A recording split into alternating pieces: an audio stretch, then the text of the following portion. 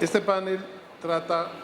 sobre una mirada a las grandes líneas jurisprudenciales de la Corte Interamericana, desarrollos y desafíos. Vamos a proceder con la primera ponencia del profesor Roberto Saba, profesor titular de la Facultad de Derecho de la Universidad,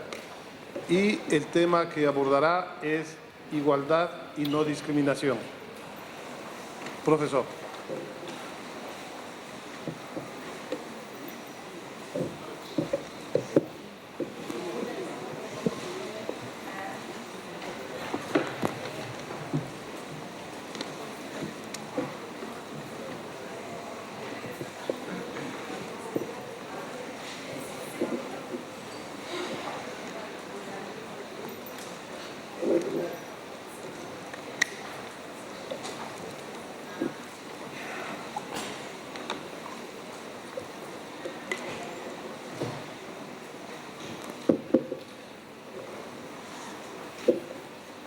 Bueno, buenas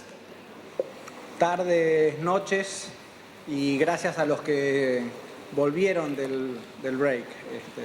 a esta hora. Bueno, primero no podía dejar pasar la oportunidad de referirme al motivo que nos reúne, que son los 40 años de la Corte Interamericana de Derechos Humanos, y creo que no podría ser mejor la oportunidad de este encuentro para de algún modo reaccionar al evento al que se refirió Cecilia en el panel anterior. No voy a repetir, suscribo cada una de sus palabras. Esa declaración de 5 estados es realmente preocupante, y creo que una de las mejores formas de reaccionar a ella es encontrarnos aquí a celebrar estos 40 años, desear muchos años más y contribuir a fortalecer este sistema desde el lugar humilde que nos toca a los que, en mi caso, damos clase. Bueno, primero muchas gracias por la invitación. Es un honor, entre tantas personas que seguramente podrían haber hablado en esta conferencia, y seguro mucho mejor que yo, que me hayan convocado. El tema al que me voy a referir, que se me pidió que me refiriera, tiene que ver con, en el contexto de las líneas jurisprudenciales de la Corte Interamericana, el caso específico de la jurisprudencia referida a igualdad y no discriminación. Tengo pocos minutos, voy a tratar de ser muy conciso para que todos podamos hablar y terminar a tiempo. Tengo que decir que el principio de igualdad que en la Convención Americana se pone de manifiesto al menos en 2 cláusulas, el artículo 1.1 y el artículo 24 de la Convención, es un principio, digamos, que no es novedoso, en el sentido de que la igualdad ante la ley al que se refiere el principio es un principio que aparece en todas nuestras constituciones de democracias liberales y constitucionales, en todo el derecho comparado de este tipo de sistemas políticos, en el derecho internacional de los derechos humanos, en todas sus variantes regionales. Pero lo más importante es que a partir de ese principio tenemos que construir el contenido de ese principio. Tenemos que construir a través de la interpretación de esas palabras el significado de la igualdad ante la ley. Y aquí necesito hacer una especie de recorrido de evolución interpretativa que muchos creo que reconocemos en el derecho comparado y en el derecho internacional de los derechos humanos de nuestra región. Este proceso interpretativo, este proceso donde vamos paulatinamente construyendo el significado de la igualdad ante la ley, está caracterizado en una primera etapa, una larga primera etapa, con el entendimiento o por el entendimiento de que la igualdad ante la ley debe entenderse como asociada a la noción de trato no arbitrario. Esta idea de cómo leer la igualdad ante la ley, por ejemplo, en la Convención Americana, parte del supuesto de que las obligaciones estatales respecto de la igualdad ante la ley tienen que ver con evitar que desde el Estado se propinen tratos arbitrarios hacia las personas. Y de allí una sólida, bastante establecida doctrina interpretativa de la igualdad que desarrolla esta noción de trato no arbitrario o de trato no discriminatorio. Acá las palabras pueden cambiar, depende de quién las utilice, pero en general vamos a asociar la noción de igualdad como trato no arbitrario a la noción de trato no discriminatorio. Esta idea tiene que ver con, primero, la relativamente obvia afirmación de que los estados tienen la facultad de llevar adelante tratos desiguales. Los tratos desiguales no son incompatibles con la obligación de trato igual, pero esos tratos desiguales, para ser compatibles con la noción de trato no discriminatorio, deben ser tratos razonables. Deben ser tratos razonables en el sentido de que esos tratos deben estar fundados en criterios o requisitos que guarden una relación con la finalidad que busca el Estado, por ejemplo, con una política pública. Debemos establecer una relación entre el requisito, el criterio, que justifica una distinción en el trato, y la finalidad que busca el Estado. Esta idea de igualdad como trato no arbitrario, como trato no discriminatorio, como trato razonable, es una noción de igualdad sumamente apropiada, digamos. Siempre digo, es muy intuitiva, ¿no? Cuando, no sé, una mamá o papá llega a la casa y tiene 2 hijos y le trae regalo a uno y no le trae regalo al otro, hasta un chico de 2, 3 años, 4 años se da cuenta que está ante algo que no está bien. ¿Ya? Hay un trato desigual que no se comprende, un trato arbitrario. Es una noción de igualdad, como digo, intuitivamente muy potente, muy fuerte. Pero esta noción de igualdad que los tribunales nacionales, los tribunales internacionales, la Corte Interamericana no es ajena a esta interpretación, sobre todo en una primera etapa, es una noción de igualdad que resulta insuficiente para poder enfrentar situaciones en las que, a pesar de que exista un trato no arbitrario, ese trato, en principio no arbitrario, porque no recurre a criterios que no sean razonables, puede producir efectos que redunden en un trato desventajoso hacia un grupo en particular. ¿Qué quiero decir con esto? Esto tiene algo que ver con lo que en la jurisprudencia de la misma Corte Interamericana se vincula con lo que se puede llamar igualdad de jure, igualdad de facto, también igualdad directa, igualdad indirecta. Vamos a usar lenguajes que van a cruzarse. Pero la idea de entender la igualdad como trato no arbitrario no resulta ser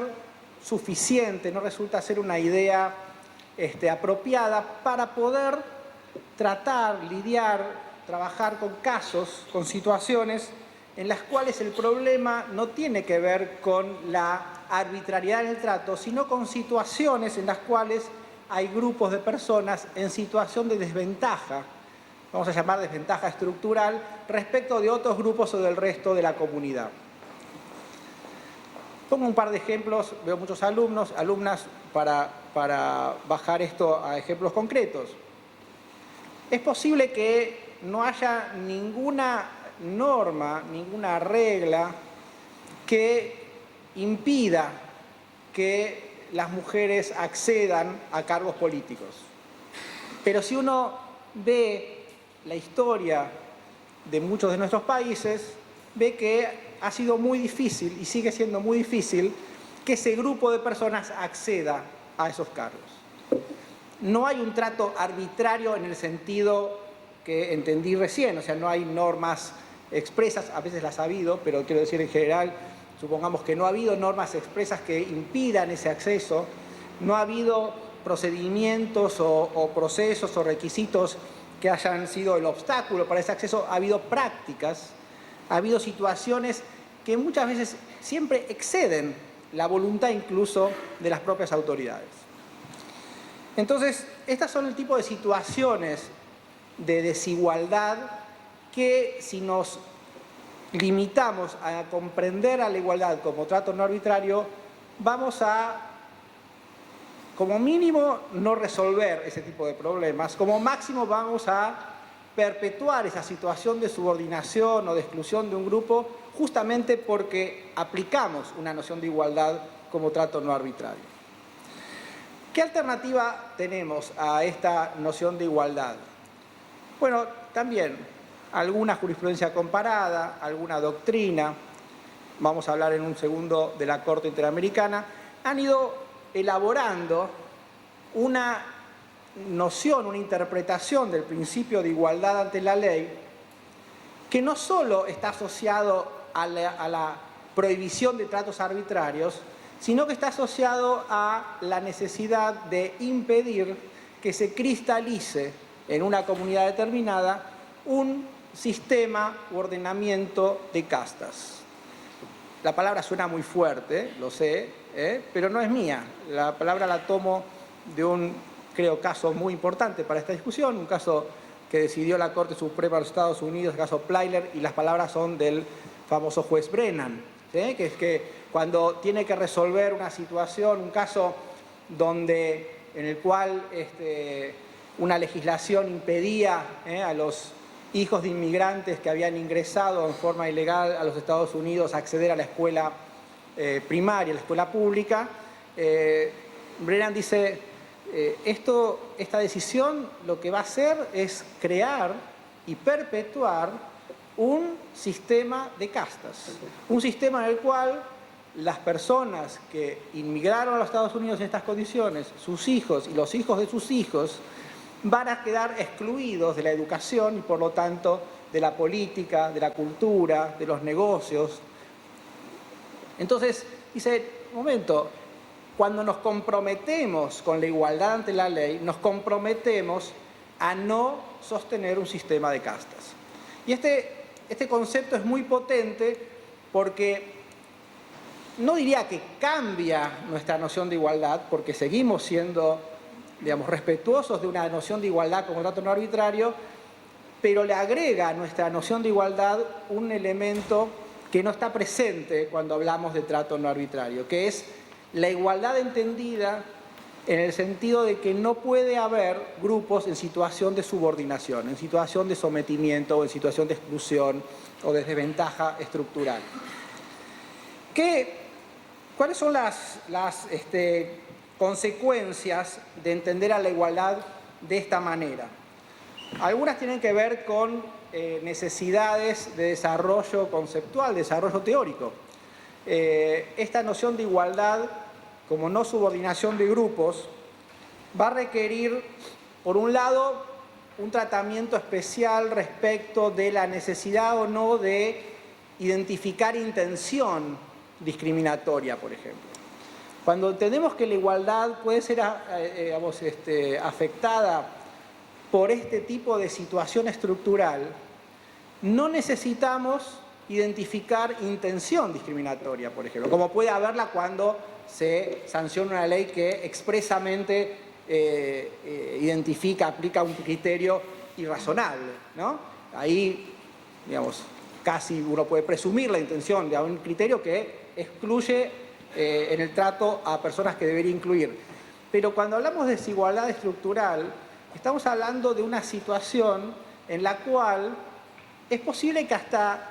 no haya nadie pensando o queriendo colocar a esas personas en situación de desventaja. Puede ser que también. Hay también políticas racistas, misóginas, pero puede ser que incluso sin tener la intención de colocar a ese grupo en situación de desventaja, estamos colocando a ese grupo en situación de desventaja. Otro efecto muy importante es la necesidad, esto en términos de desarrollo conceptual, de ideas, es la necesidad de desarrollar una teoría del grupo. O sea, no cualquier agregado de personas que reúnen alguna característica común es un grupo desde la perspectiva de esta noción de igualdad. Las personas pueden agruparse, pero no son un grupo, ¿sí? Podemos agrupar a todas las personas que miden menos de 1,60 m, pero el grupo, en el sentido de grupo subordinado, no parece corresponderse con ese agregado de personas, pero sí con algunos agregados de personas, por ejemplo, mujeres, personas con discapacidad, pueblos originarios, digo, los grupos que fácilmente podemos identificar, y debe haber otros que vamos a necesitar de mucho desarrollo empírico para poder identificarlos como grupos subordinados. Y finalmente, la noción de reparación, porque la noción de reparación asociada a la igualdad como trato no arbitrario generalmente va a estar vinculada a la remoción de esos obstáculos formales, esos requisitos irrazonables para que pueda ejercerse la igualdad. En los casos de desigualdad estructural, la reparación va a tener que mirar hacia adelante, va a tener que mirar hacia cómo el Estado desarma, desarticula aquellas barreras y obstáculos que están impidiendo que ese grupo pueda integrarse con el resto de la comunidad y dejar su situación de subordinación. En materia de jurisprudencia de la Corte Interamericana, digamos, voy a ver cómo empalmamos la jurisprudencia con esta discusión. Bueno, todo recorte de jurisprudencia, sobre todo porque me quedan 5 minutos, va a ser un poco arbitrario, pero me parece interesante rescatar 3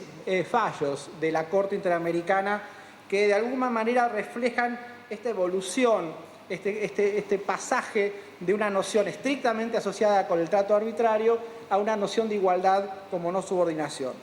El primero de esos casos es Campo Algodonero, ¿sí? En Campo Algodonero, no tengo mucho tiempo para desarrollar hechos del caso, pero muchos de ustedes ya lo conocen, estamos ante una situación de violencia contra la mujer. Tenemos cientos de mujeres asesinadas en Ciudad Juárez y aquí la Corte Interamericana asocia esta situación de violencia contra la mujer con una situación de desventaja estructural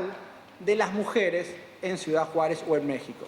Y atribuye al Estado la responsabilidad de haber llegado a la situación de esta masacre como consecuencia de haber subestimado la situación de desigualdad estructural de las mujeres. Y acá empieza a aparecer esta noción de desigualdad estructural, en este caso asociado a un caso de violencia.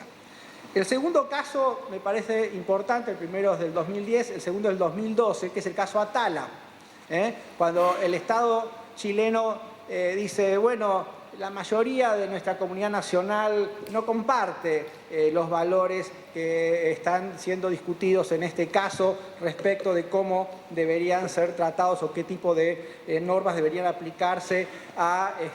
comunidades o grupos sexuales diferentes a los mayoritarios. Bueno, esta es la situación que tenemos en Chile y la Corte le dice, momento, la situación de estos grupos no puede depender de la voluntad de la mayoría de la sociedad chilena y reconoce en esos grupos una situación de desventaja estructural que para ser atendida requiere de acciones estatales muy concretas. Y finalmente el caso de Hacienda Brasil Verde del año 2016. Ese caso me parece muy interesante por varias razones. En primer lugar, bueno, una cosa que no dije, en el caso de Campo Algodonero también hay un interesante desarrollo de las reparaciones asociadas a la desigualdad estructural, ¿sí? No tengo tiempo aquí de desarrollar, pero dije antes que las reparaciones debían entenderse de un modo diferente cuando se pensaba en desigualdad en este sentido y en esta clave, y allí en Campo Algodonero la Corte es muy clara, diciendo las reparaciones tenemos que pensarlas para adelante, no alcanza porque reparar la afectación hacia el pasado, necesitamos reparar hacia el futuro. En el caso Hacienda Brasil Verde, en el voto del magistrado Ferrer MacGregor, no lo digo porque usted está acá en la primera fila, pero tengo que decirlo porque es el voto que es atinente a mi presentación, se hace, yo creo, por primera vez algo que, y en esto la Corte Interamericana creo que hace punta respecto de los tribunales nacionales,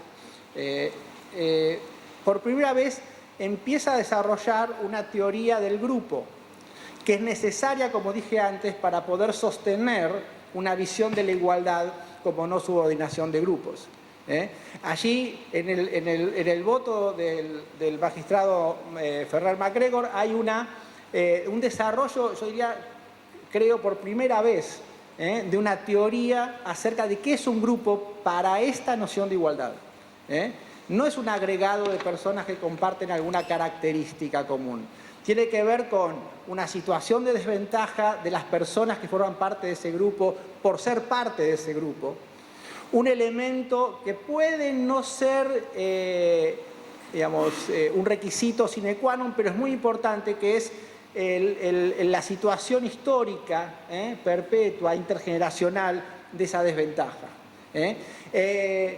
La situación de subordinación de ese grupo respecto a otros grupos. Digamos, necesitamos, posiblemente haga falta otros casos para seguir avanzando con este desarrollo. El moderador de la mesa me hace señas un tanto violentas acerca de que tengo que terminar. Así que, solo para cerrar, creo que la Corte Interamericana en la discusión sobre igualdad ofrece, no solo en el sistema interamericano, sino en el desarrollo también a nivel nacional, una serie de líneas y de puntas que podrían ayudarnos a mejorar nuestra aplicación del principio. Muchas gracias.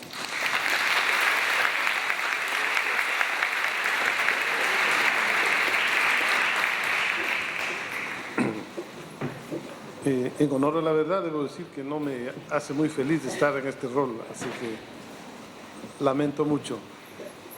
A continuación, vamos a conceder la palabra a la profesora Laura Pautasi,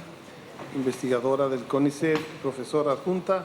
y directora del programa Género y Derecho. El tema es el enfoque de género en los derechos humanos, la experiencia regional.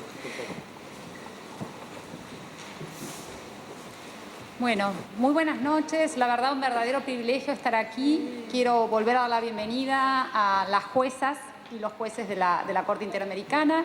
y agradecer especialmente al Centro de Derechos Humanos, a Martín Sigal, pero a todo el equipo que ha hecho posible esta maravillosa coordinación, así que muchas gracias por esto.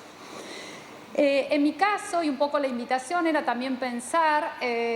cuál había sido la jurisprudencia, quizás este era el título que nos englobaba todas las exposiciones que teníamos en este panel en materia de género, dado que en estos momentos también estoy coordinando el programa de Género y Derecho en la facultad. Y para mi caso, que no vengo de una aproximación, tanto en mi tarea de investigación como en mi tarea también en el sistema interamericano y en los momentos que he tenido una posición de poder intervenir, vengo desde otro lugar y quiero asumir el desafío de pensar desde otras categorías no jurídicas el papel de la jurisprudencia en materia de género que la Corte Interamericana ha llevado adelante. Y ahí me parece que aparecen dos momentos muy claros que tienen que ver, en primer lugar, con esta fijación. Roberto Saba ya explicó muy claramente en términos de las reparaciones, particularmente en los casos de violencia de género y este parteaguas maravilloso que implica Campo Algodonero y en esta precisión de las reparaciones, pero también de la mano de esta interacción con otros órganos del Sistema Interamericano de Derechos Humanos, que me parece que es importante también mirarlo en esta perspectiva de interacción. Me refiero tanto a los mecanismos de monitoreo de seguimientos de los pactos del sistema interamericano, particularmente en el caso del Campo Algodonero, la Convención de Belém do Pará y la labor que han realizado las expertas del CEBI también en potenciar esa jurisprudencia que habilita Campo Algodonero e incorporar también en las formas de seguimiento de las responsabilidades a través del sistema de informes de muchas de las recomendaciones que la Corte estableció en mucha de su jurisprudencia. Entonces, ahí me parece que hay un valor muy importante en términos de lo que implica también este seguimiento en relación a el accionar, tanto de la Corte como los mecanismos de monitoreo del sistema.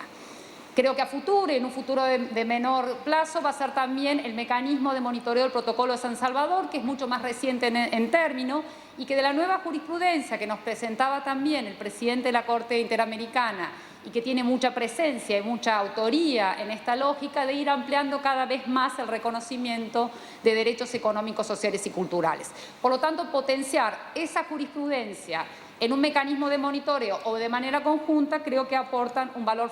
fundamental. Pero en el campo de las políticas públicas, ahí también me parece que hay un valor agregado, sobre todo porque la Corte, en los casos de género, ha tenido mayor definición en términos de violencia. Y no quiero poner mayor definición en términos de cantidad de casos resueltos sobre los temas de violencia de género, sino quizás profundidad, y esa profundidad en muchas de las definiciones de algunas de las sentencias más destacadas en términos de violencia de género, también profundizó y fue un impulso importante, aunque muchos decisores y muchas decisoras públicas, como los mecanismos de mandato para la mujer, no tengan tan claro que ese origen viene de allí, en la segunda generación de leyes de violencia, o la tercera generación, de acuerdo a la literatura, que tiene que ver con las leyes de protección integral. Y ahí las medidas reparatorias que se inauguran de la mano de la jurisprudencia de la Corte, hoy están siendo políticas públicas concretas. Por ejemplo, medidas de pensiones reparatorias para hijos e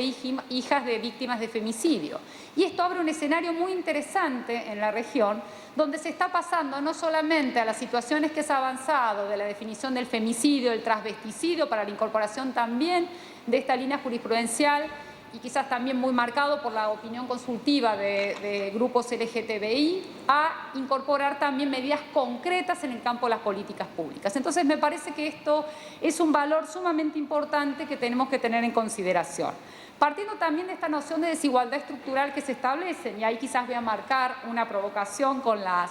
el concepto de grupo. Yo considero que las mujeres hoy ya, a pesar de la desigualdad estructural y a pesar de que estamos en este continente, como también dijo el doctor Ferrer MacGregor, más desigual de la Tierra, esa desigualdad se da centralmente por la injusta división sexual del trabajo, y donde el peso de las responsabilidades de cuidado tienen un peso central también a nivel del cálculo del PBI. La diferencia es que esto no está todavía calculado o no es central dentro de la discusión política y económica en nuestros países. Entonces, creo que hoy también quizás una invitación a pensar si las mujeres entramos dentro de esta categoría de grupo vulnerable. Quizás pensar, porque esto también lo asocio, que entre las definiciones de violencia y que fue muy importante sentar una jurisprudencia, y esto la Corte lo acompañó claramente en términos de violencia doméstica inicialmente, luego fue ampliando, y quizás ahí también hay un desafío futuro, ampliar a los otros tipos de violencia. Y ahí aparece en esta tensión con la idea de grupos la violencia política, como una de las formas que se está manifestando claramente en el ejercicio de lo que, por otro lado, las políticas públicas, con las medidas de acción afirmativa, como las leyes de cuota, en el caso de Argentina, la paridad política que este año se estrena a nivel de este proceso eleccionario, está generando estas tensiones. Entonces, me parece que las nuevas incorporaciones de violencia, esto que también el Comité de Expertas de Belén do Pará está avanzando fuertemente sobre la definición de violencia obstétrica, la definición de los tipos de violencia mediática y una serie de violencias, es sumamente fundamental para pensarlos en esta clave. Y en esta clave también pensar la participación de las mujeres y si este concepto de grupo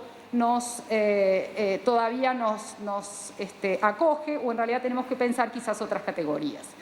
Creo que los otros dos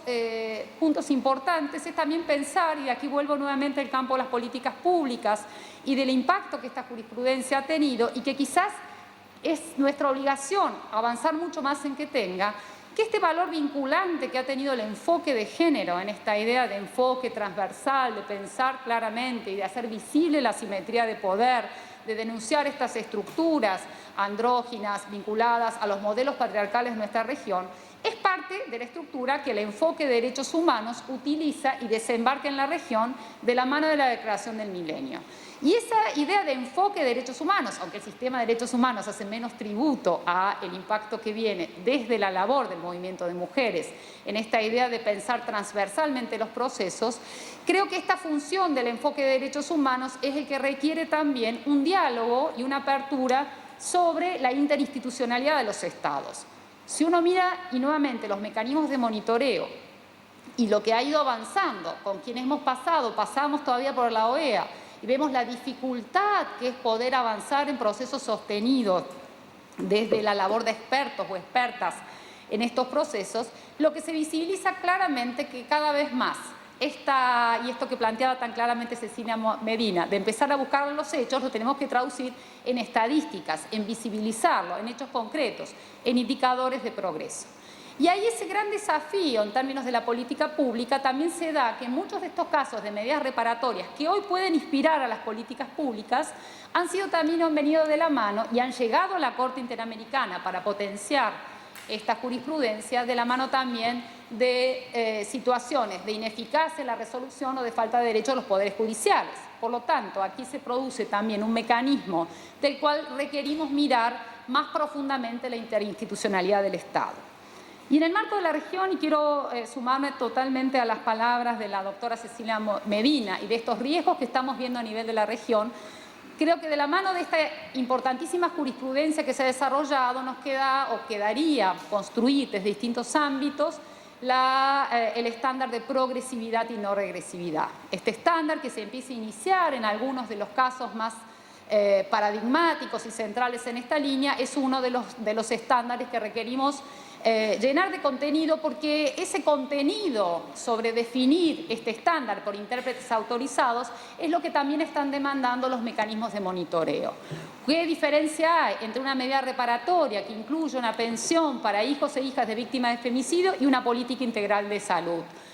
Una política integral de salud que también contemple violencia obstétrica. Por lo tanto, la mirada interdependiente sobre las políticas públicas del Estado, sobre el acceso a la justicia, sobre los compromisos presupuestarios y las capacidades estatales, complejiza todavía más las herramientas o los instrumentos de medición. Y esto la Corte está avanzando en esa línea, pero se requiere también quizás llenar de este contenido el principio, el estándar de progresividad y la no regresividad. Y finalmente, para concluir y aprovechando tener la posibilidad de este auditorio tan privilegiado, pensar que uno de los desafíos que quizás sea importante abordar en términos de estas situaciones, en muchos casos regresivas que estamos viendo en muchos países de la región, en casos concretos de violación de derecho, uno de los temas que hoy está teniendo un peso central en procesos eleccionarios, un peso central en resolución de cuestiones socialmente problematizadas, es la incorrectamente denominada o usualmente denominada ideología de género, que ha atrapado el concepto de género de lo que ha sido la lucha feminista, y si algún movimiento social impactado fuertemente sobre el ámbito de los derechos humanos ha sido el movimiento de mujeres, desde su incorporación en adelante hasta su implicancia central. Entonces, este concepto de ideología de género, unido hacia determinados y diferentes fundamentalismos religiosos que hoy integran plataformas eleccionarias, integran plataformas políticas, creo que es fundamental que vayamos encarándonos también sobre esa línea, y ojalá la Corte también pueda poner una definición sobre esto, de separar este concepto y el mal uso que se está usando del concepto de género, que va a contracara del concepto, pero además también advertir sobre los procesos en los cuales los estados tienen que garantizar. Y para finalizar, creo que en este contexto y en toda la línea que la propia Corte Interamericana ha seguido avanzando a partir de su jurisprudencia, junto con algunas políticas públicas de los estados, en algunos casos más amplias, en otras simplemente que cumplen determinadas medidas reparatorias, creo que el desafío central es pensar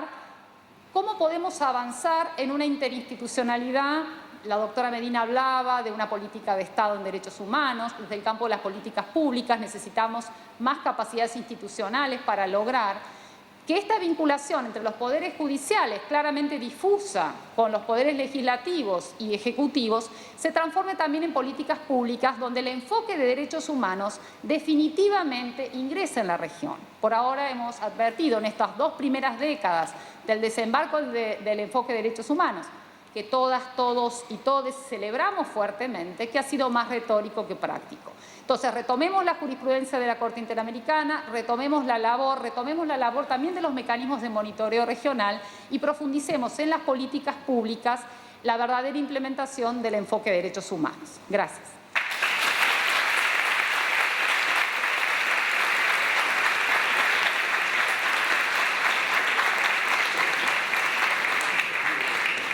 Muy bien, Laura. Muchas gracias a la profesora Pautasi. Tenía 5 minutos, pero lo cedió gentilmente al siguiente. A continuación nos va a acompañar el juez Ricardo Pérez Manrique, ex juez y presidente de la Corte Suprema de Uruguay, y actualmente juez incorporado a la Corte Interamericana. Él nos va a comentar sobre el derecho de las personas migrantes. Adelante. Bien, buenas noches ya. Según cifras de Naciones Unidas, sobre fines del año pasado, en el mundo había 258 millones de personas migrantes. Si miramos la realidad del continente, pensemos la migración que se produce en la frontera norte de México hacia Estados Unidos, con gente de toda Centroamérica, un poquito más abajo la crisis de Nicaragua con la ida de una corriente migratoria hacia Costa Rica, y ni que hablar del drama venezolano. O sea que este tema, que no es nuevo, al punto que la Corte se ha pronunciado reiteradamente sobre el mismo, es un tema que reviste gran actualidad y donde se encuentra con varios de los temas que hemos hablado acá: igualdad, no discriminación, etc. Digamos que la Corte ha encarado este tema de las migraciones en un aspecto general, porque ha reflexionado sobre el marco en que se deben desarrollar las políticas públicas en materia de migración a la luz de los instrumentos internacionales de derechos humanos, ha desarrollado aspectos relacionados con la obligación de no discriminación y el derecho a la igual protección ante la ley para los trabajadores migrantes indocumentados, y ha desarrollado el contenido del derecho al asilo y el refugio de manera amplia y detallada. Dentro de la segunda, las cuestiones específicas, la Corte ha abordado cuestiones particulares sobre los derechos violados en perjuicio de los migrantes, tal como el derecho a la integridad personal, a la libertad personal, derecho al acceso a la justicia, debido proceso, protección de la familia y a los derechos de los niños y niñas migrantes, derecho a la nacionalidad, derecho a la circulación y residencia. También es fundamental destacar que la Corte ha dictado medidas de reparación dirigidas no solo a compensar a las víctimas, sino también a otorgar, como en todos los casos, reparaciones integrales. Por razones de tiempo vamos a hacer referencia a algunos aspectos generales de la línea jurisprudencial y después quiero ver si el tiempo me da. Quiero hablar específicamente de un documento que me parece de una enorme trascendencia que la Corte ha emitido en materia de migración y concretamente de niños y niñas migrantes. La opinión consultiva del 2014. Obligaciones estatales en la determinación de políticas migratorias. Migración con fines laborales. La opinión consultiva número 18 respecto a la condición jurídica y derecho de los migrantes indocumentados, que es del 2003, habla de los objetivos de las políticas de migración y las posibles restricciones. Dice que los objetivos de estas políticas deben tener presente el respeto por los derechos humanos y deben ejecutarse con el respeto y la garantía de dichos derechos, por lo que las distinciones que los Estados realicen respecto a la condición jurídica de los migrantes deben ser objetivas, proporcionales y razonables. Respecto a la licitud de reglamentar el ingreso y salida de personas dice que es facultad de fijar políticas migratorias por el Estado, es lícito que lo hagan y que establezcan medidas atinentes al ingreso, permanencia o salida de personas migrantes para desempeñarse en determinado sector de la producción de su Estado. Pero estas medidas deben hacerse sin discriminación y atendiendo únicamente a las características de la actividad productiva y la capacidad individual de las personas. Y la Corte dice contundentemente: no es admisible que un Estado proteja su producción nacional tolerando o fomentando la contratación de trabajadores migrantes indocumentados con el objetivo de que reciban salarios más bajos, limitando sus derechos laborales o negándoles la posibilidad de reclamar la violación por la violación de estos. Distinción entre migrantes regulares e irregulares. Caso de las personas dominicanas y haitianas expulsadas versus República Dominicana del 2014. Garantías procesales. Los Estados tienen la obligación de garantizar el debido proceso a toda persona independientemente de su estatus migratorio, de forma tal que tengan la posibilidad de hacer valer sus derechos y defender sus intereses en forma efectiva y en condiciones de igualdad procesal con otros justiciables. Yo creo que en el contexto de migración el debido proceso es uno de los derechos que se viola permanentemente a las personas migrantes. Trato diferente, fundamentos. Es permisible que los Estados otorguen un trato distinto a los migrantes documentados y a los no documentados, o bien que entre migrantes y nacionales. Pero esto no debe atentar contra el principio de igualdad ante la ley y no discriminación, por lo que se debe garantizar que no existan violaciones a este principio. Situación de vulnerabilidad. Bueno, la Corte, en la opinión consultiva número 18, establece que los migrantes son un grupo vulnerable. Y vaya si son un grupo vulnerable por una cantidad de características. La Corte dice que los prejuicios culturales contra los migrantes permiten la reproducción de las condiciones de vulnerabilidad, tales como los prejuicios étnicos, la xenofobia y el racismo, que dificultan la integración de los migrantes a la sociedad y llevan a la impunidad de las violaciones a los derechos humanos. La vulnerabilidad de los migrantes, que se puede manifestar a través de actos de violencia, racismo, xenofobia y otras formas de discriminación, requieren la necesidad de que todos los Estados protejan plenamente los derechos humanos reconocidos de los migrantes, en particular de las mujeres y de los niños, independientemente de su situación jurídica, y que los traten con humanidad, sobre todo en lo relativo a la asistencia y protección. Los anteriores son aspectos que deben ser considerados tanto para la determinación de política pública, y este es un tema de políticas, como para la protección de los derechos humanos de las personas migrantes. En el caso Pacheco Tineo versus Bolivia del 2013, la Corte determinó que debido a la situación de vulnerabilidad de los migrantes, cuando un migrante sea privado de su libertad, el Estado debe adoptar las medidas necesarias para su protección, teniendo en cuenta justamente su carácter de migrante. En la opinión consultiva sobre el derecho a la información sobre la asistencia cultural en el marco de las garantías del debido proceso legal, opinión consultiva 16 del 99, la Corte señaló que el artículo 36 de la Convención de Viena sobre relaciones consulares reconoce al detenido extranjero derechos individuales a los que corresponden los deberes correlativos a cargo del Estado. Y se entiende que integra el debido proceso la importancia de proveer de traductor, la notificación del derecho a comunicarse con su representante consular, el derecho al acceso efectivo a la asistencia consular, que debe ser reconocido y considerado por los Estados, porque es un medio del ejercicio del derecho de defensa del inculpado o de la persona que está requiriendo atención consular. No discriminación ante la ley. La Corte ha reconocido que los principios de no discriminación e igualdad ante la ley impregnan la actuación del Estado en cualquiera de sus manifestaciones relacionadas con el respeto y garantía de los derechos humanos, incluidos los derechos de las personas migrantes. En la ya referida opinión consultiva 18 del 2003, la Corte entiende que, vuelvo a repetir, que esto no implica la prohibición de un trato distinto a los migrantes, pero ese trato distinto tiene que ser debidamente justificado y cumplir las garantías, las necesarias garantías del debido proceso de la Convención Americana. El principio de igualdad y no discriminación tiene diversas manifestaciones, por ejemplo, en materia de derechos laborales. Los derechos laborales surgen necesariamente de la condición de trabajador. Entonces, independientemente de la condición de migrante, una persona tiene que tener la plena potestad para defender esos derechos laborales y para que el Estado lo proteja en la defensa de sus derechos laborales. La obligación de los Estados de garantizar el respeto a los derechos de las personas migrantes sin discriminación también alcanza las relaciones laborales que se dan entre los trabajadores migrantes y terceros,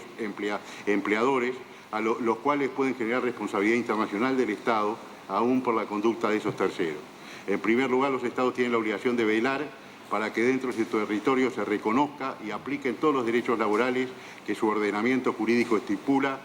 sean derechos originados en instrumentos internacionales o normativa interna. Además, los Estados son responsables internacionalmente cuando toleran acciones y prácticas de terceros que perjudican a los trabajadores migrantes, ya sea porque no se les reconocen los mismos derechos que a los trabajadores nacionales o porque les reconocen los mismos derechos pero con algún tipo de discriminación.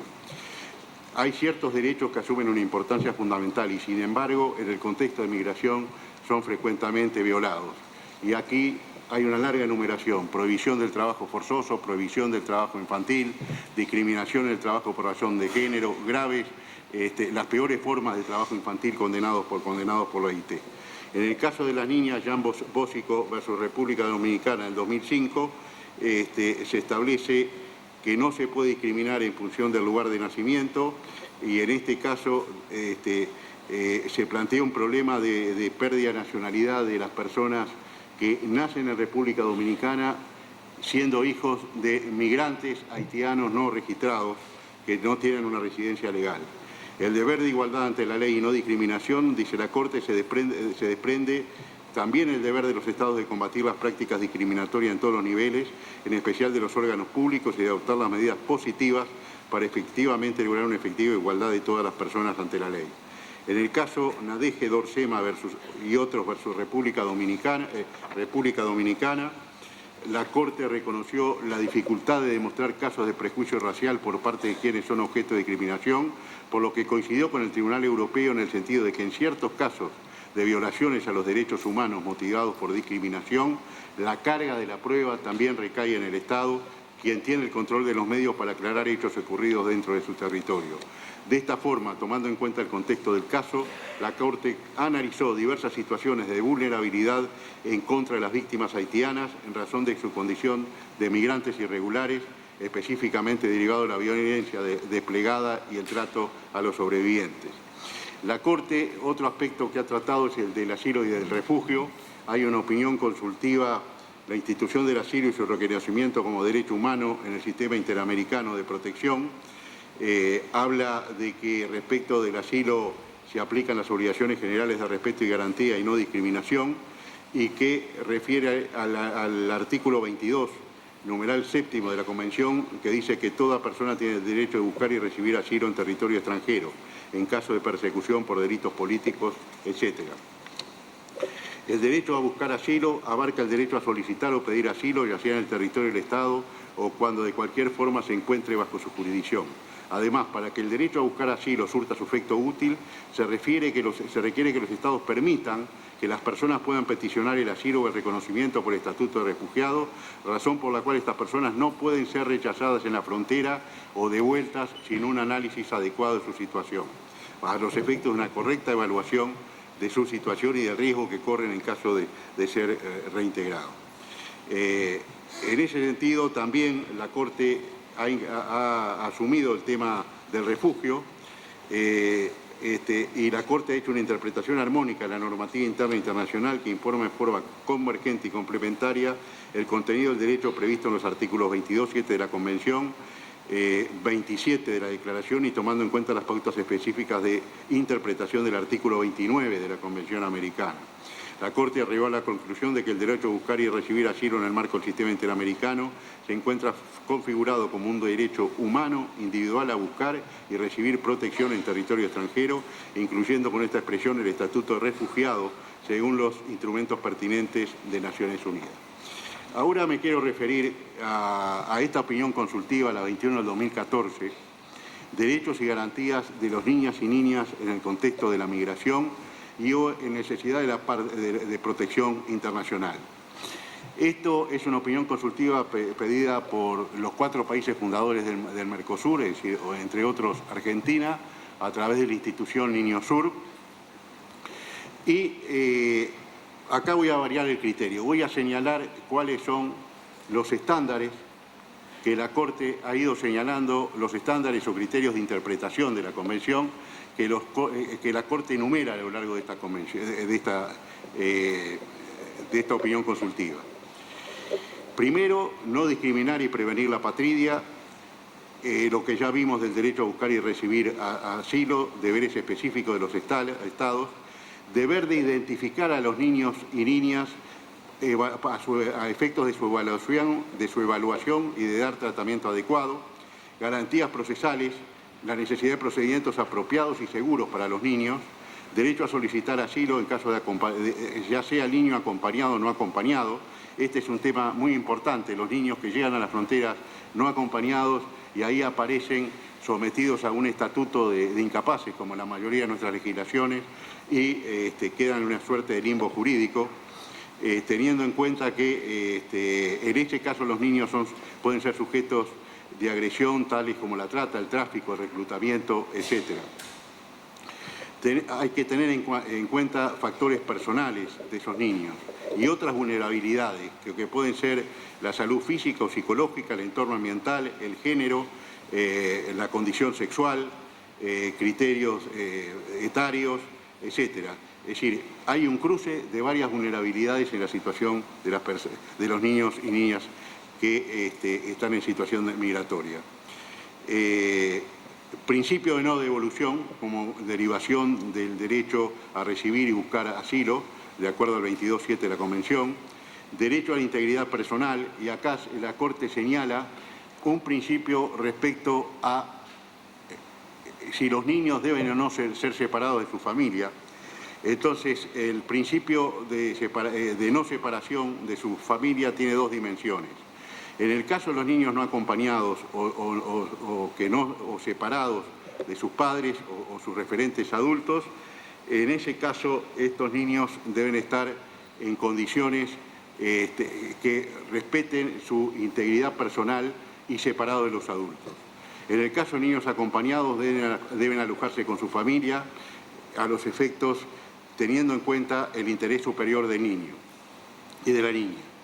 Condiciones de alejamiento de niños y niñas no acompañados, espacio de alojamiento dividido según necesidades, grupos etarios, diferenciados, centros para familias, adecuar recursos humanos y naturales de manera eficiente. Esto yo leía esta opinión consultiva por enésima vez porque la he empleado muchísimamente mucho en mis clases y realmente esta opinión consultiva es un modelo, un paradigma de cuál debería ser la política de los estados respecto cuando reciben niños o niñas en situación de migración. Y todos sabemos que hay una gran diferencia con la realidad. El principio de libertad personal, en el sentido que por una situación migratoria no es posible privar de libertad, derecho a vivir con su familia, la obligación de informar los motivos de privación de libertad, la necesidad de garantizar asistencia jurídica, pero no solo asistencia jurídica común, sino una asistencia jurídica que sea especializada, tomando en cuenta la situación de migración y la infancia. La asistencia al consular, que ya lo vimos, especialización de funcionarios, derecho a la nacionalidad, derecho a la circulación y residencia, y prohibición de devolver, expulsar, deportar, y esto implica un deber de protección adicional que se extiende a otro tipo de graves violaciones a los derechos humanos. Y acá aparece la referencia a la Convención de los Derechos del Niño y al interés superior del niño, a lo que no me puedo referir por razones de tiempo. Para concluir, primero, en los contextos de situaciones migratorias, y basta ver a nuestro alrededor, se ponen severamente en contradicción o en cuestionamiento principios básicos de la democracia y del Estado de Derecho. Y sobre todo esta cuestión de la no discriminación, porque de alguna forma las sociedades aplican preconceptos y prejuicios y entienden que los migrantes son otra cosa y que no tienen derecho a las mismas garantías y al mismo estatuto que tienen derecho los nacionales. Y esto hiere de muerte al Estado de Derecho y a la democracia. La construcción de vulnerabilidad de las personas migrantes que determina la necesidad de actuar y reforzar los mecanismos de protección. El centro, como siempre, es la dignidad humana, la interpretación pro persona, artículo 29 de la Convención. En el derecho internacional de los derechos humanos, respetar y garantizar sin discriminación de especie alguna los derechos, la adopción de medidas legislativas o de otro carácter que fueran necesarios para hacer efectivos los derechos. La situación de las personas migrantes generalmente son resueltas en el marco de la actuación de las autoridades administrativas, lo que le da especial relevancia en este contexto a las garantías jurisdiccionales y a las garantías judiciales del artículo 8 y la protección judicial del artículo 25 de la Convención. El desafío es profundizar y desarrollar garantías y jurisprudencia que abarquen nuevas formas de vulneración de estos derechos en situación de migración. Culmino estas palabras diciendo que esto es un gran desafío para los Estados, pero también es un gran desafío para la Corte Interamericana, porque más temprano que tarde seguirán llegando casos a la Corte y al sistema vinculados con violación de derechos de personas en situación de migración, porque lamentablemente en la región hay una multiplicación geométrica de las personas migrantes y me atrevo a decir, leía que en un lugar de Brasil ayer habían rescatado 17 venezolanos que estaban en condición de esclavitud, migrantes, y creo que estos problemas van a estar permanentemente sobre la mesa de la Corte y especialmente en la motivación y en la necesidad de profundizar estos temas y de luchar para el afianzamiento de los derechos humanos. Muchas gracias.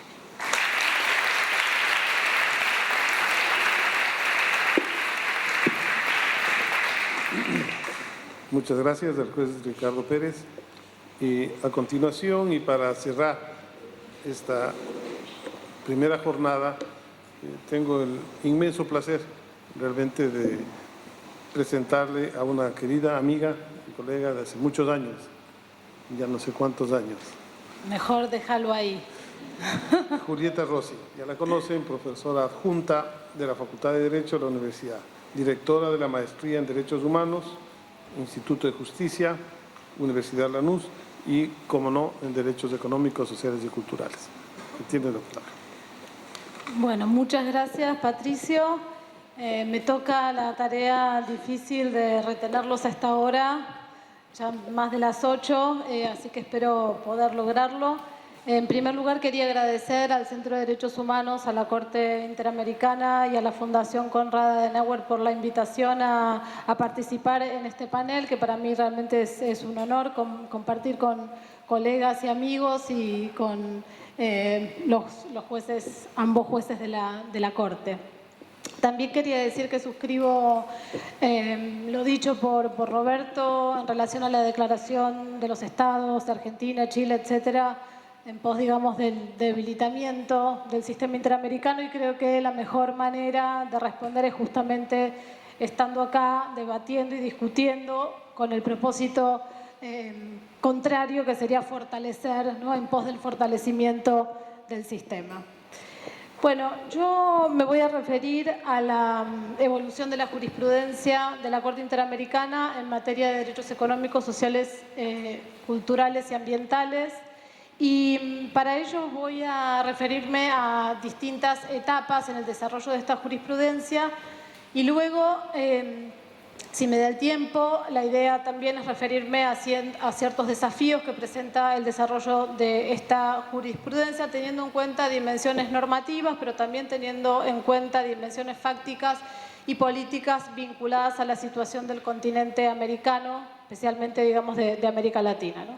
Dos palabras a modo de introducción y para sintetizar un poco lo que sería la presentación. En el campo de los derechos económicos, sociales y culturales, de los DESCAS, ha habido grandes avances en épocas recientes, especialmente por la Corte Interamericana de Derechos Humanos, pero también por los distintos órganos del sistema, por la Comisión Interamericana también, según voy a desarrollar en estos minutos que tengo. Son desarrollos claramente para aplaudir, en tanto permiten augurar una mayor protección por parte de los órganos del sistema a las personas que se encuentran en una situación de privación de sus derechos sociales más básicos y también de sus derechos civiles y políticos. Y en una región que demanda urgentemente, y como, digamos, trayendo un poco lo que decía Laura, un enfoque de derechos a cuestiones de pobreza, de exclusión social, de desigualdades profundas por sexo, por género, por etnia, por ubicación geográfica, condición socioeconómica, etc. ya se ha dicho, pero digamos, me parece que tiene sentido reiterar que estamos en la región más desigual del mundo y también con niveles de pobreza y de pobreza extrema muy altos. Según los datos más actuales de la CEPAL, la región tiene un porcentaje de pobreza que va hasta el 30% y de pobreza extrema a un 10%, y esta además está en crecimiento. Y además, digamos, estos niveles de pobreza y de pobreza extrema afectan diferenciadamente, digamos, y de manera más profunda a las mujeres, a los niños, niñas y jóvenes, a las personas adultas, a los pueblos indígenas, a las personas afrodescendientes, a las personas con discapacidad. Entonces, bueno, en este contexto, yendo ahora al tema de la evolución específica de la jurisprudencia, si tuviéramos que sintetizar la actuación de la Corte en esta materia, diríamos que la Corte ha tenido una actuación escasa, sobre todo si tomamos en cuenta la utilización directa de la normativa del sistema interamericano que protege directamente derechos económicos, sociales y culturales. El artículo 26 de la Convención Americana y el Protocolo de San Salvador específicamente. En estos últimos 10 años, este proceso de escasa actuación comienza a revertirse y de modo mucho más central en los últimos 2 años a partir del caso Lagos del Campo del 2017. Sin embargo, digamos, esto no quiere decir tampoco que la Corte no haya tenido ninguna actuación en materia de derechos sociales. La tuvo por otras vías, por vías, digamos, de conexidad con derechos civiles y políticos, en muchos casos realizando una interpretación en clave social, igualitaria y extensiva de estos derechos civiles y políticos, y abordando entonces a través de ellos violaciones a derechos sociales. El concepto de vida, el derecho a la vida, también la integridad personal, ha sido interpretado como el derecho a la vida en condiciones dignas o el derecho a una vida digna. Y esta conceptualización, digamos, se ha aplicado en varios casos. Desde el caso Villagrán Morales en adelante, digamos, ha tenido bastante aplicación. No tengo tiempo de referirme a todos los casos.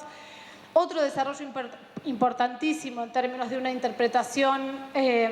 extensiva e igualitaria de derechos civiles y políticos es el derecho a la propiedad,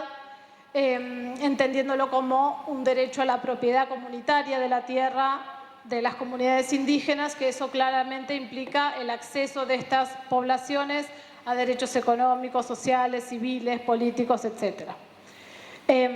También la igualdad y la no discriminación, digamos, ya se ha mencionado, y la opinión consultiva 18 de la Corte del 2003 sobre derechos laborales de las personas migrantes indocumentadas es un ejemplo, digamos, de esa vía de protección. Ahora, ¿por qué ha tenido escasa actuación la Corte Interamericana aplicando directamente la normativa que prevé derechos sociales? Esto, digamos, se puede deber a múltiples factores, habría que hacer un estudio más sociológico del tema, pero el contexto histórico de evolución del sistema, el tipo de denuncias que llegaban al sistema, básicamente centradas en violaciones graves y masivas ocurridas en el continente durante las primeras décadas, que demandaban un tratamiento prioritario, habrían sido uno de los factores, pero un factor de relevancia también es el panorama normativo deficiente, ambiguo, contradictorio y desbalanceado en relación a los derechos civiles y políticos que presenta la Convención Americana y también el Protocolo de San Salvador. La Convención Americana, como saben, contiene una única norma, que es el artículo 26, frente a los artículos 3 al 25, que protegen derechos civiles y políticos, y al igual que en el ámbito universal, prevé esta obligación de progresividad para lograr la efectividad de los derechos sociales, y se refiere al máximo, se refiere a los recursos disponibles dentro del Estado. Por otro lado, el 26 no refiere directamente a derechos económicos y sociales, sino que refiere a la Carta de la OEA para poder establecer cuáles son esos derechos sociales establecidos en el artículo 26. Y por último, el Protocolo de San Salvador establece una limitación, si bien es el protocolo o el pacto que protege de manera más extensiva los derechos sociales se hace un detalle, pero sin embargo limita solamente a 2 derechos el sistema de denuncias individuales: el derecho a la educación y la libertad sindical. Entonces el panorama normativo, como vemos, digamos, es poco provisorio, ¿no? Entonces, el desarrollo de la jurisprudencia de la Corte, si tuviéramos que pensar en etapas, la primera etapa supuso una dudosa aplicación del artículo 26 con el caso famoso 5 pensionistas contra Perú del 2003, donde se alegaban violaciones al derecho a la seguridad social y regresiones en esta materia. Acá había un reclamo específico por el artículo 26, pero sin embargo, en una interpretación muy criticada, la Corte dice que la progresividad se debe medir en función de la creciente cobertura de los derechos económicos, sociales y culturales en general y del derecho a la seguridad social y a la pensión en particular sobre el conjunto de la población. Entonces, pareciera decir que es necesario hacer un análisis general de la situación, ¿sí? Y entonces, si se subordinan las violaciones a los derechos sociales a esta escala nacional, a esta escala general, la justiciabilidad parecería ser una vía muerta porque la Corte Interamericana no tiene competencia para llevar a cabo análisis generales de este tipo. En estos años, digamos, posteriores, coexiste la jurisprudencia que, como les decía antes, aborda derechos sociales a través de la conexidad o a través de derechos civiles y políticos. Después, en una segunda etapa, podemos marcarla como la etapa que se inicia con el caso Acevedo Buendía contra Perú del año 2009. La Corte, felizmente, revierte esta jurisprudencia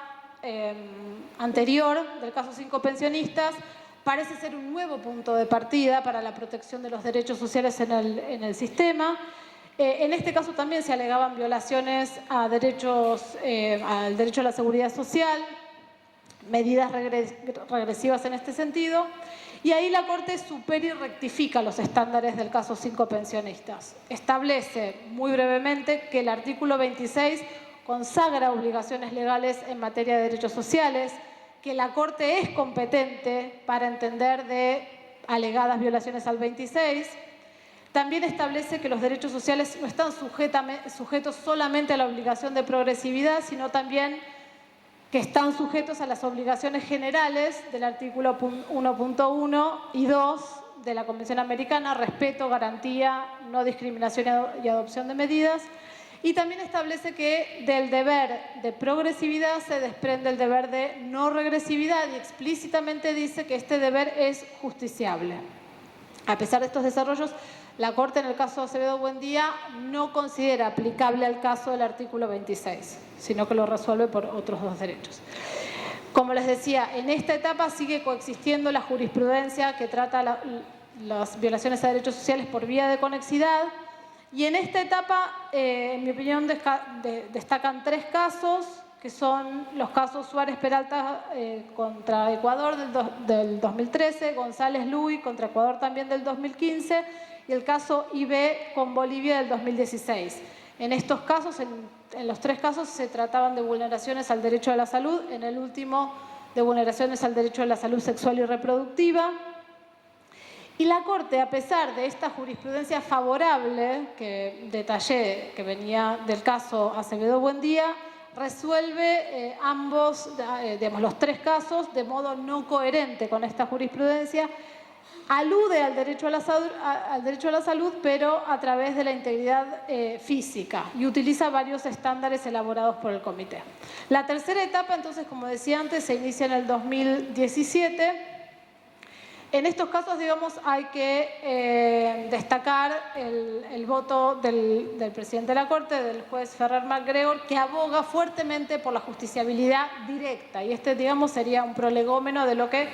luego fue efectivamente la tercera etapa, que se inicia con el caso Lagos del Campo, como yo les decía antes. En el caso Lagos del Campo, la Corte entonces se decide por utilizar directamente el artículo 26,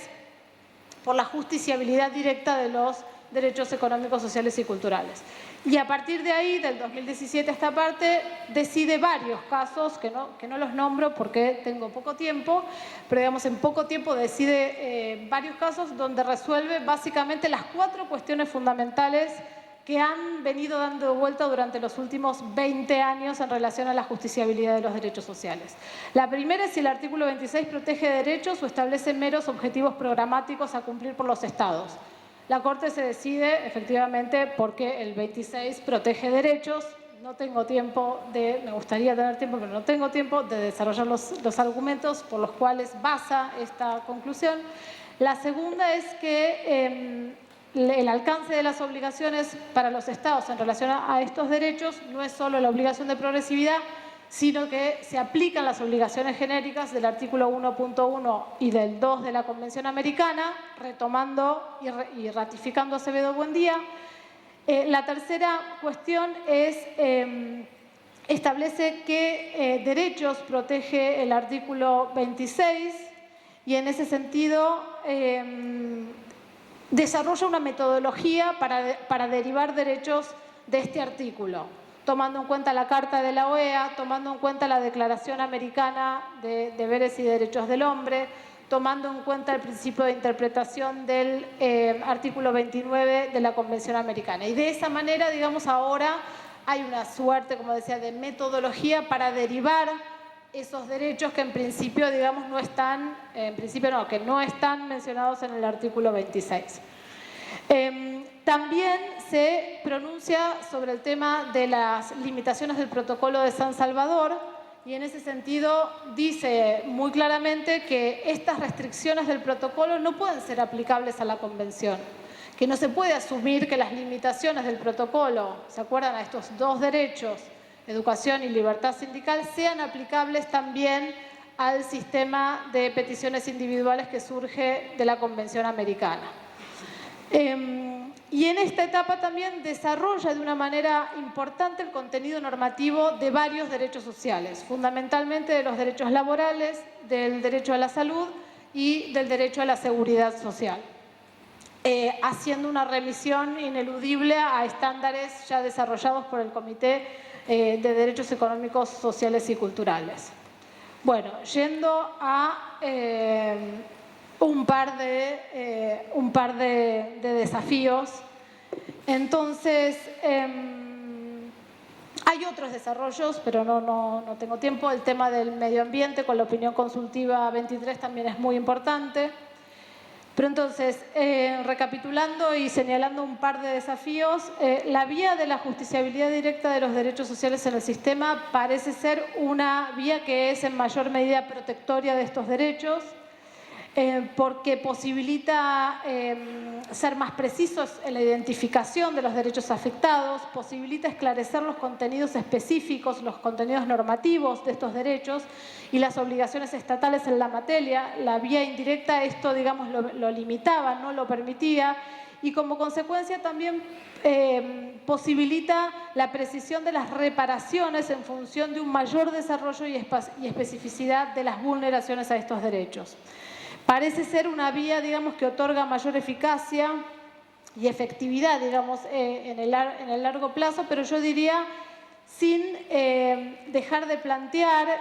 la indivisibilidad y la interdependencia y pensando en un esquema común de obligaciones, o sea, intentando que estos desarrollos del sistema y de la Corte Interamericana vayan en una dirección de unificar las obligaciones y los deberes estatales en materia de derechos civiles y políticos y derechos económicos y sociales, no en un sentido de que se divorcien o se distancien. Por eso es tan importante el desarrollo de la aplicación de las obligaciones generales del 1.1 y del 2 también a los derechos sociales. Y diría, digamos, o haría una advertencia en cuanto a la aplicación de la obligación de progresividad, que ya lo mencionó Laura, a la obligación de progresividad mencionada en el 26 y de acuerdo al máximo de los recursos disponibles, en el sentido de que esta obligación no opaque esta posibilidad de que esta vía sea realmente efectiva y eficaz, porque es una cláusula muy ambigua, es una cláusula imprecisa que necesita de un trabajo importante de conceptualización. A pesar de los desarrollos del Comité de Derechos Económicos y Sociales de la ONU, a pesar de los desarrollos doctrinarios, aún hoy, digamos, no está claro cuál es el contenido de esta obligación de progresividad. Sí hay claridad, quizás, y esto es lo que, y con esto termino, de que de esta obligación se derivan obligaciones que son inmediatas, y una de esas obligaciones que permite, yo diría, una protección efectiva, concreta y directa es el desarrollo de esta idea del núcleo esencial de los derechos, del contenido mínimo de los derechos, que de hecho la Corte Interamericana lo esboza o lo empieza a conceptualizar a partir del caso Poblete-Vilches, yo creo, sin un desarrollo demasiado extenso,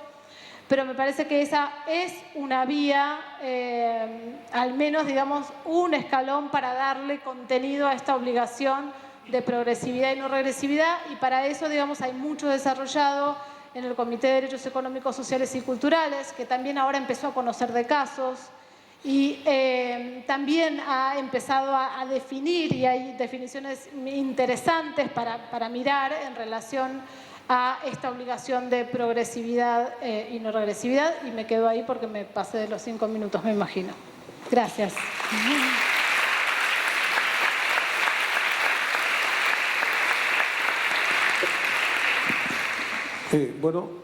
Agradeciéndoles a las panelistas y los panelistas, yo voy a dejar de lado el usual resumen que se hace, porque creo que las presentaciones han sido por lo demás brillantes. Tal vez simplemente concluir esta jornada señalando que uno de los desafíos, sí, también para la jurisprudencia de la Corte, para el desarrollo de los contenidos jurisprudenciales, es la relación con la academia. La academia es un necesario debate que debe retroalimentar a los tribunales y a la Corte. Estos eventos, estas conferencias nos hacen ver que una mirada crítica, una mirada no necesariamente amigable en extremo, es indispensable para que los jueces, juezas, en este caso del sistema interamericano, nos nutramos de esta reflexión y podamos ir y sentirnos presionados por la academia, como por los representantes de víctimas, por las organizaciones que apelan por los derechos humanos, para forzar el desarrollo conceptual, normativo o jurisprudencial del sistema. Este evento, como el que van a tener mañana, demuestra a cabalidad que la academia es un aliado estratégico para el desarrollo de los derechos humanos en general, y en esta parte específica para el sistema interamericano y la Corte. Agradeciéndoles a ustedes, nuevamente doy por terminada la sesión. Muchas gracias.